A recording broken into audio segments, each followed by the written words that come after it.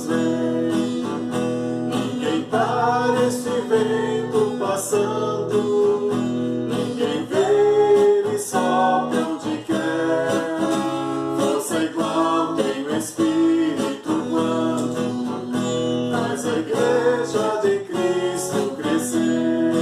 Nós estamos aqui reunidos, como estavam em Jerusalém, pois só quando vivemos unidos é que o Espírito Santo nos vem. Feita de homem a igreja divina, pois o Espírito Santo a conduz, como um fogo que aquece e ilumina. É pureza que é vida, que é luz. Nós estamos aqui reunidos, como estavam em Jerusalém, pois só quando vivemos unidos é que o Espírito Santo nos vem. Boa noite, meus irmãos, minhas irmãs. É com alegria que nos encontramos mais uma vez, mesmo que seja de forma virtual, já que devido à pandemia não podemos nos encontrar presencialmente para fazermos as nossas escolas vivenciais, mas aqui estamos para partilhar mais uma vez a palavra de Deus e podermos transmitir a sua mensagem. E mesmo que à distância, termos a consciência de que Cristo conta conosco e necessita que nós continuemos a sua obra evangelizadora. Então vamos iniciar o nosso encontro, a nossa escola de hoje, traçando sobre nós o sinal que nos identifica como cristãos. Em nome do Pai, do Filho e do Espírito Santo. Amém. Vinde, Espírito Santo, enchei os corações dos vossos fiéis e acendei neles o fogo do vosso amor. Enviai o vosso Espírito e tudo será criado, e renovareis a face da terra. Oremos. Deus, que instruístes os corações dos vossos fiéis com a luz do Espírito Santo, fazei que apreciemos retamente todas as coisas, segundo o mesmo Espírito, e gozemos sempre da sua consolação. Por Cristo, Senhor nosso. Amém. São Paulo Apóstolo, rogai por nós. Maria, Mãe da Igreja, Rogai por nós. Santa Paulina, Rogai por nós. Bom, gente, como a maioria já me conhece, mas eu vou me apresentar. Eu sou Luiz Antônio de Lima, eu sou casado com a Fátima há 38 anos, vamos completar 39 anos de matrimônio esse ano. Eu sou ministro da Eucaristia, ministro da Palavra, estou cursando a Escola Diaconal, servidor público da Prefeitura de Balneário Camboriú. Também somos, eu e a Fátima, casal vice-coordenador do Conselho Pastoral Paroquial da Paróquia do Divino Espírito Santo e também somos o casal formador da catequese de matrimônio. Bom, eu sou a Fátima Luiz, como ele já falou. Nós temos um filho e temos um neto. Sou ministra extraordinária da Eucaristia e também estou fazendo serviço social. Ajudamos como formadores de matrimônio, participamos do Conselho também Paroquial e estamos também inseridos dentro do movimento como participantes do grupo Santa Paulina. Fomos convidados então para hoje falarmos sobre Pentecostes, a vinda do Espírito Santo sobre os discípulos e sua ação na Igreja de Deus. Então eu vou pedir para a Fátima para que faça a proclamação do Evangelho, não de hoje, mas o Evangelho do domingo de Pentecostes. O Senhor esteja convosco. Ele está no meio de nós. Proclamação do Evangelho de Jesus Cristo segundo João. Glória a vós, Senhor. Ao anoitecer daquele dia, o primeiro da semana, os discípulos estavam reunidos com as portas fechadas por medo dos judeus. Jesus entrou e pôs-se no meio deles. Disse: a paz esteja convosco. Dito isso, mostrou-lhe as mãos e o lado. Os discípulos então se alegraram por verem o Senhor.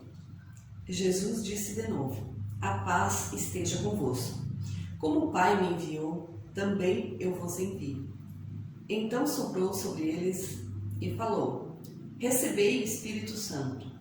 A quem perdoardes os pecados, serão perdoados. A quem os retiverdes, lhes serão retidos. Palavra da salvação. Glória a vós, Senhor.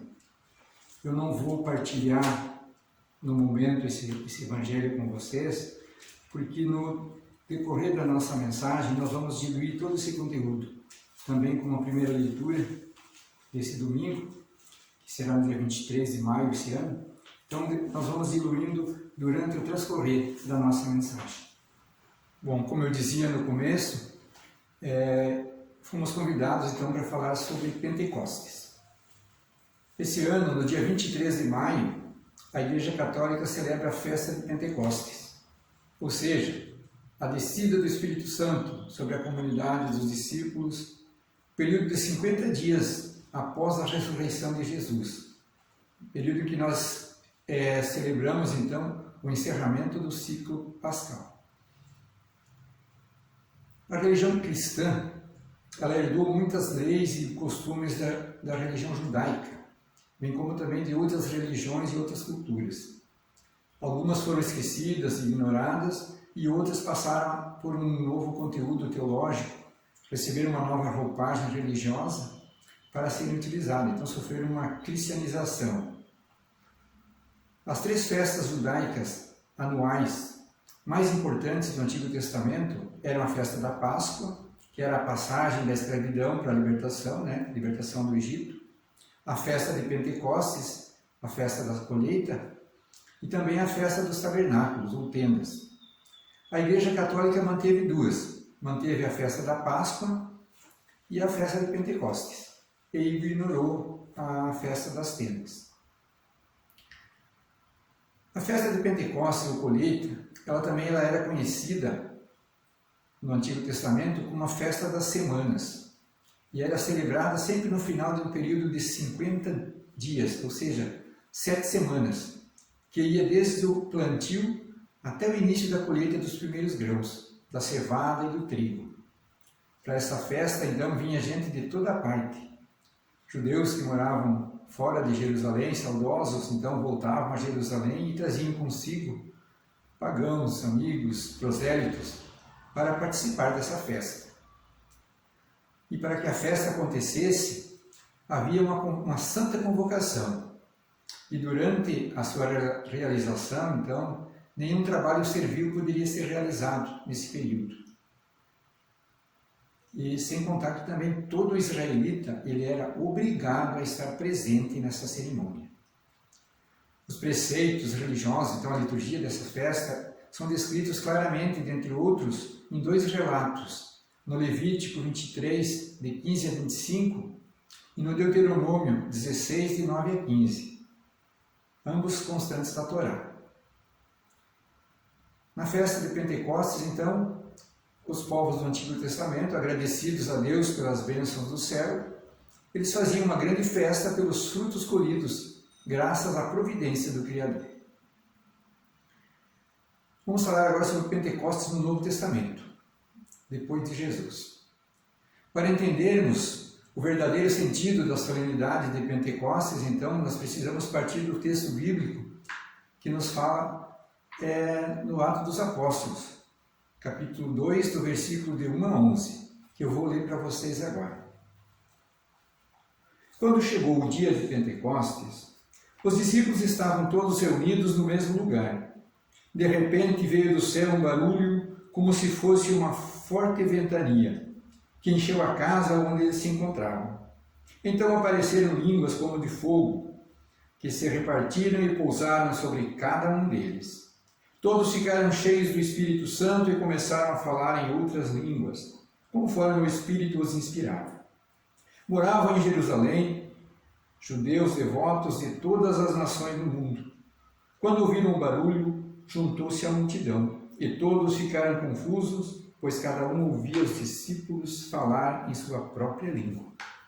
Cheios de espanto e admiração, diziam: esses homens que estão falando não são todos galileus? Como é que nós os escutamos na nossa própria língua?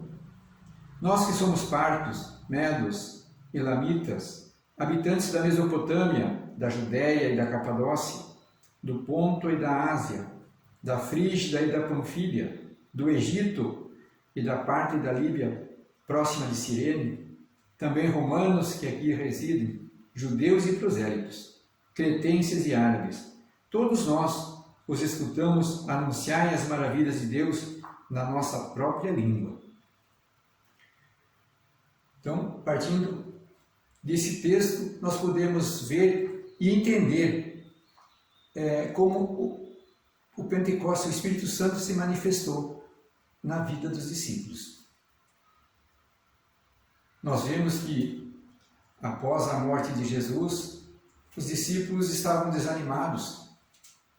Temos o exemplo dos discípulos de Emaús que estavam voltando para suas comunidades porque haviam perdido sua referência. Jesus chega junto deles, começa a conversar com eles e eles não o reconhecem. Só vão reconhecê-lo no partir do pão. E aí Jesus desaparece do meio deles. E aí então eles voltam e se reúnem com os demais para contar que haviam encontrado Jesus, que Jesus havia ressuscitado. Quando eles estão reunidos, trancados, por medo dos judeus, é que Jesus entra no meio deles e sopra o Espírito Santo. A partir daí que a mente deles se abre e a partir daí que eles começam a evangelizar. Então essa passagem bíblica, ela nos apresenta um novo curso da obra de Deus, fundamentada na ressurreição de Jesus. Obra que envolve o homem e a história. E nesse primeiro Pentecostes, as primícias da colheita que aconteceram naquele dia, depois da aparição de Jesus, Pedro, numa pregação fervorosa, converte quase 3.000 pessoas. O Catecismo da Igreja Católica nos diz que no dia de Pentecostes, a Páscoa de Cristo completou-se com a efusão do Espírito Santo e se manifestou, se deu, se comunicou como pessoa divina. Da sua plenitude, Cristo Senhor derrama em profusão o Espírito Santo. Isso aqui é o que nos afirma o Catecismo da Igreja Católica. Nessa celebração de Pentecostes, então, nós somos convidados e enviados a professar ao mundo inteiro a presença do Espírito e invocarmos a sua efusão para que ele renove a face de toda a terra e que ele haja também com a mesma intensidade daquele acontecimento inicial dos Atos dos Apóstolos sobre a Igreja e sobre todos os povos e nações do mundo. Por essa razão, nós precisamos entender então o significado da terceira pessoa da Santíssima Trindade. O termo Espírito, ele é traduzido do termo hebraico ruá, e na sua primeira acepção ele significa sopro, ar, vento. Nós vimos na leitura ali que ele sentiu um barulho, como se fosse um vento forte, uma tempestade.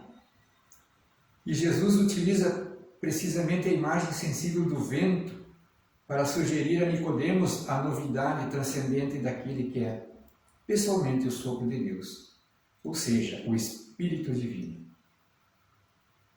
A festa de Pentecostes que a Igreja celebra, então nesse relato de Lucas, no capítulo 2 dos Atos dos Apóstolos, em que pese as diferentes interpretações exegéticas, as possíveis variações linguísticas das traduções, o fenômeno que lá ocorreu, de alguma maneira, mexeu e transformou a vida daquelas pessoas que estavam ali reunidas naquele tabernáculo. E cheios do Espírito Santo, eles começaram a falar em outras línguas. E houve também um grande alarido, porque cada um entendia na sua própria linguagem. Olha a grande transformação que o Espírito fez na vida daquelas pessoas. A partir desse evento, então, elas nunca mais foram as mesmas. O mundo todo passou a conhecer a mensagem de Jesus Cristo.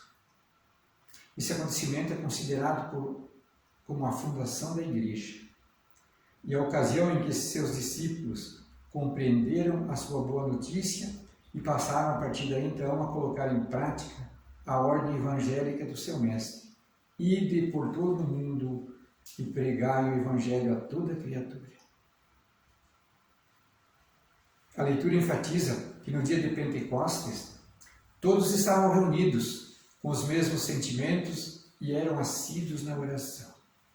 Isso quer dizer que a descida do Espírito Santo não é algo mágico, mas é consequência da unidade na fé e no seguimento do projeto de Jesus. E eis que de repente um ruído violento desce do céu. Quando estamos reunidos, quando nos encontramos como grupo de cursilho, como escola vivencial, como Ultreia, ou como comunidade cristã, numa celebração na igreja, na missa, numa formação, Jesus mesmo disse que onde 2 ou mais estivessem reunidos em seu nome, ele estaria no meio dele. E também ele afirmou que ele voltaria ao Pai, mas que não deixaria nenhum dos seus filhos órfãos, que enviaria o Espírito Santo. E ele cumpriu o que prometeu. E é o Espírito Santo que nos move, é o Espírito Santo que nos une, é o Espírito Santo que nos faz caminharmos, que nos faz seguirmos nessa batalha do dia a dia. É o Espírito Santo que nos reúne e nos faz estar aqui hoje, presenciando, partilhando essa escola vivencial. O Catecismo da Igreja Católica, ele afirma que terminada a obra que o Pai havia confiado ao Filho para realizar aqui na Terra, foi enviado o Espírito Santo no dia de Pentecostes para santificar a Igreja permanentemente. Foi então que a Igreja se manifestou publicamente diante da multidão e começou a difusão do Evangelho como pregação. Isso está no Catecismo, número 767. A Bíblia nos diz também que com a descida do Espírito Santo, os presentes puderam ouvir na sua própria língua aquilo que os discípulos falavam. Com isso, Lucas quer enfatizar que o dom do Espírito Santo tem um objetivo missionário e profético, de fazer com que toda a humanidade possa ouvir e compreender a nova linguagem, que une todas as raças, culturas, ou seja, a linguagem do amor, da solidariedade, da fraternidade, da paz, o projeto de Jesus, o reino de Deus. A função do Espírito Santo, portanto, em nós, ela é de santificar. Fostes lavados, fostes santificados, fostes justificados em nome do Senhor Jesus, mediante o Espírito do nosso Deus. Isso nós encontramos em 1 Coríntios de 6:11. Também em função de iluminar. O Confortador, o Espírito Santo, que o Pai enviará em meu nome, ele vos ensinará tudo e vos recordará tudo o que vos disse. João 14:26. Também tem a função de fortificar. O Espírito Santo vem em auxílio da nossa fraqueza. Romanos 8:26 nos diz isso. O Catecismo da Igreja Católica também nos apresenta os dons e os frutos do Espírito Santo, que nos são transmitidos no sacramento do Crisma. Catecismo da Igreja Católica, número 1831. Todos nós, batizados em nome da Trindade, recebemos o Espírito Santo e por isso em nossas vidas e nossos ministérios devemos demonstrar que somos portadores dos sinais espirituais, reconhecidos como os 7 dons do Espírito Santo.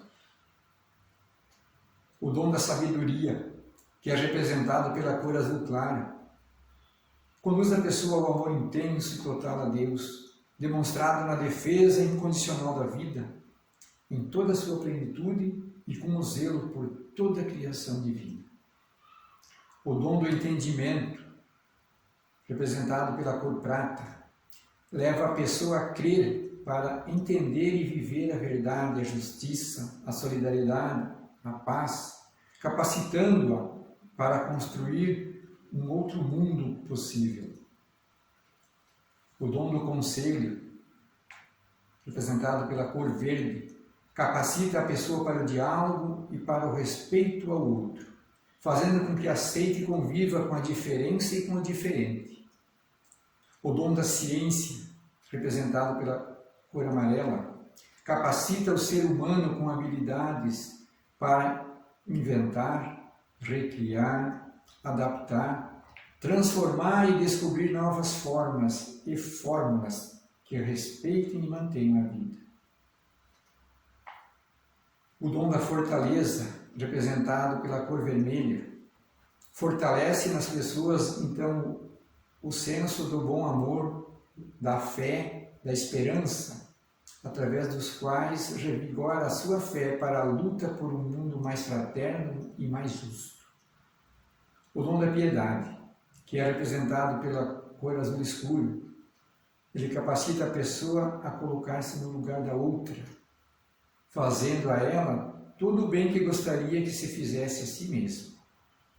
E por último, o temor de Deus, representado pela cor roxa. Não quer dizer medo de Deus, mas medo de ofender a Deus. É o dom da prudência e da humildade, de saber reconhecer os próprios limites e de não pedir ou esperar de Deus que Ele faça a nossa vontade, mas que seja feita a sua vontade. É bom lembrar também que o número 7, no contexto bíblico, ele significa universalidade, totalidade, perfeição. E por isso esses 7 dons, eles devem vir acompanhados dos frutos do Espírito Santo, que são as perfeições que o Espírito Santo forma em nós como primícias da glória eterna. A tradição da Igreja enumera em 12 esses frutos, e são eles: caridade, alegria, paz, paciência, longanimidade, bondade, benignidade, mansidão, fidelidade, modéstia, domínio de si e castidade. Nós encontramos esses frutos em Gálatas 5, de 22 a 23. E esses frutos não só complementam os dons, mas também permitem que através deles os filhos e filhas de Deus sejam conhecidos, como Jesus afirma em Mateus 7, 16 e seguintes: pelos seus frutos os conhecereis. Nossa paróquia aqui de Camboriú, Paróquia do Divino Espírito Santo, celebra seu padroeiro nessa data. E sempre com grandes festas, festas de uma semana toda, com cortejo, vivenciando as alegrias, os dons do Espírito Santo, os símbolos que representam. Devido à pandemia, o ano passado a gente já não pôde fazer a festa, e esse ano também essa data não será feita. Talvez a gente possa fazê-la de uma maneira mais restrita, mas em outra data mais próxima do final do ano. Mas para quem já participou, sabe das alegrias e das graças advindas de participar dessas celebrações. Dos símbolos que nos representam, então, representam a nossa fé, nós temos a pomba. No fim do dilúvio, a pomba, solta por Noé, ela volta com um ramo novo de oliveira no bico, sinal de que a terra está de novo habitável. Também a representação do Divino Espírito Santo manifesta no batismo de Jesus, quando ele emerge das águas, o Espírito em forma de pomba desce e permanece sobre ele. Também tem as bandeiras, símbolo sagrado que representa o Espírito Santo para todos os seus devotos. Sempre de cor vermelha, com um desenho de pomba branca no centro. Umas trazem desenhos mais simples, outras trazem o divino sobre raios, geralmente em número de 7, que simbolizam os 7 dons. Temos o mastro, é a responsabilidade do capitão da festa, então, que providencia também a nova bandeira, de uma forma retangular, que o mastro ostenta. E é costume, então, no momento em que o grupo se encontra, o capitão recepcionar os presentes com chá, bolos, biscoitos, um cerimonial para o cortejo. A coroa é símbolo da importância e responsabilidade carregadas pelo festeiro, que ostenta o título de imperador do divino. Tem o império, que é outro símbolo que permaneceu e significa o altar do divino que era montado na casa do imperador ou numa tenda armada na praça, onde chegou até nossos dias de hoje. Temos também o subimpério, que antigamente eram os altares montados pelos devotos nas casas mais afastadas, então, do centro, e contava com a presença dos festeiros, dos ex-festeiros e demais membros da comunidade. E por último, o símbolo fogo. O fogo simboliza a energia que transforma. Aprendamos então dos relatos da descida do Espírito Santo no Novo Testamento, não a de falar em línguas, mas a falar a língua única do amor e do compromisso com o reino de Deus, para que a mensagem do Evangelho possa penetrar então em todos os povos, em todas as culturas e em todas as etnias. O Espírito Santo, ele move o agir da igreja. O dom do Espírito Santo é dado a cada um de forma individual, mas somente quando agimos na missão comum de evangelizar é que sua manifestação acontece de uma forma completa. O movimento de Cursilhos, ele foi inspiração do Espírito Santo, sobre aqueles jovens lá de Santiago de Compostela. O Espírito Santo que agiu e os fez se unir e começar esse movimento maravilhoso do qual nós temos a alegria e a graça de participar. E continua a infundir a sua força em cada um de nós, peregrinos, convidados, então convocados, ainda hoje, a evangelizar. Nós iniciamos todas as nossas atividades do movimento invocando as luzes do Espírito Santo. Não fazemos nenhum encontro sem invocar. Quando nós fomos batizados, nós recebemos o Espírito Santo que nos deu, nos garantiu a filiação divina. Nós renovamos esses mesmos Espírito Santo quando recebemos o sacramento do Crisma e reacendemos essa chama todas as vezes que nós invocamos a proteção da Santíssima Trindade sobre nós. Nós precisamos da ação do Espírito Santo em nossas vidas. Às vezes nós nos consideramos autossuficientes, tomamos decisões por conta e as decisões erradas nos trazem consequências desastrosas. Nós precisamos toda manhã entregar o nosso dia, a nossa vida nas mãos de Deus e deixar que o seu Espírito haja em nós. Que Ele faça a sua obra em nossas vidas e que nós possamos ser usados por esse Espírito. E Ele vai nos conduzir. Vai conduzir a nossa vida, a nossa saúde, o nosso trabalho, a nossa missão na igreja, no movimento, todas as atividades que nós formos fazer.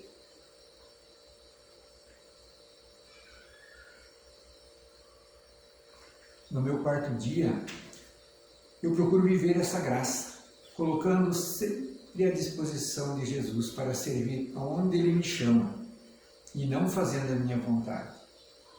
Quando eu me preparo para uma celebração, eu me coloco em suas mãos como instrumento para que a vontade dele seja manifestada e não a minha.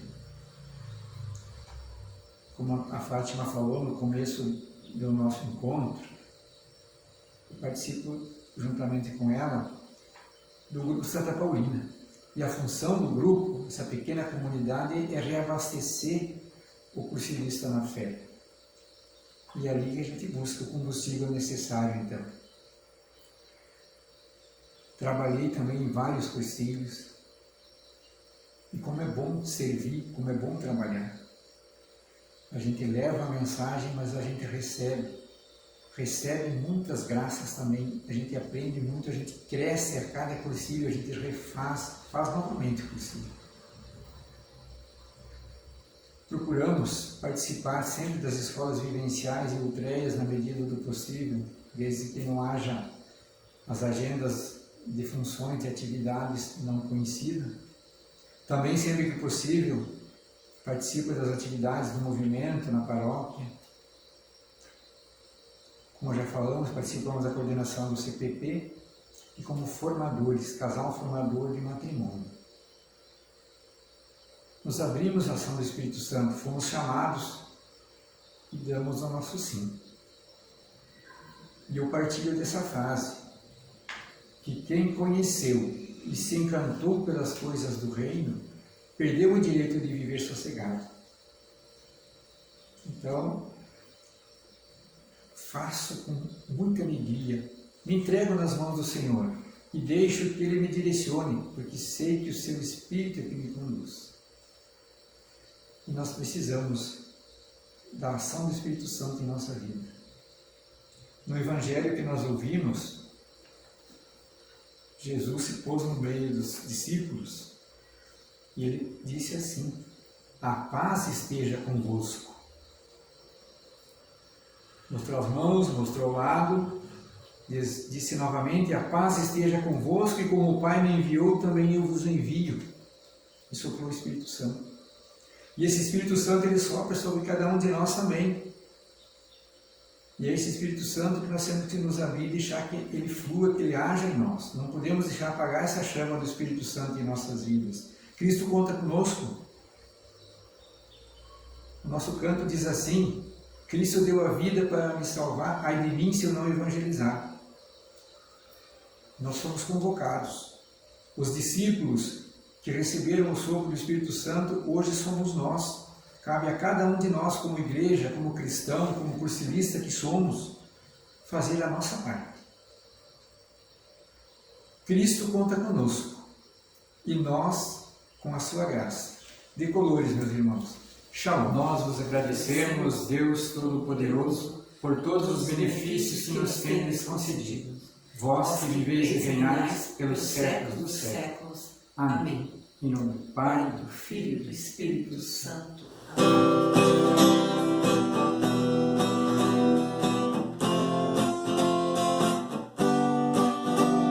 O Espírito de Deus repousa sobre mim, e assim